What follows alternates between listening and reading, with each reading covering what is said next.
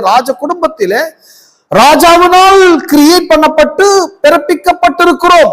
அந்த விதத்திலே நாம் அனைவரும் கடவுளுடைய ராஜ்யத்தினுடைய ராஜாக்களாய் நாம் இருக்கிறோம். எதம் இருக்கிறீங்க?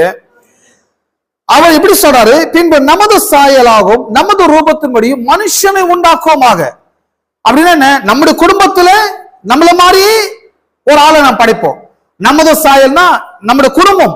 நம்முடைய குடும்பத்திலே பிதா, குமாரன், பரிசுத்த ஆவியானவர் இந்த மூவரும் சேர்ந்து கிரியேட் பண்றாங்க, பாதுகாக்கிறாங்க, போஷிக்கிறாங்க, பராமரிக்கிறாங்க. இதெல்லாம் கடவுள் செய்யற வேலை. இந்த கடவுள், இந்த திரியேக தேவன் என்ன பண்றாங்க? ஒரு பிளான் பண்றாங்க. நம்மை போலவே மனிதனை படைப்போம். எல்லாம் நம்மை போல மனிதனை படைப்போம்.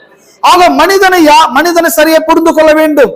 ஏனென்றால் நீங்கள் படைப்பை தவறாய் புரிந்து கொள்ளும் போது படைத்தவரையும் தவறாய் புரிந்து கொள்ள வேண்டிய அவசியம் ஏற்பட்டுவிடும். எப்பவுமே இந்த கிரியேஷனை மிஸ் அண்டர்ஸ்டுட்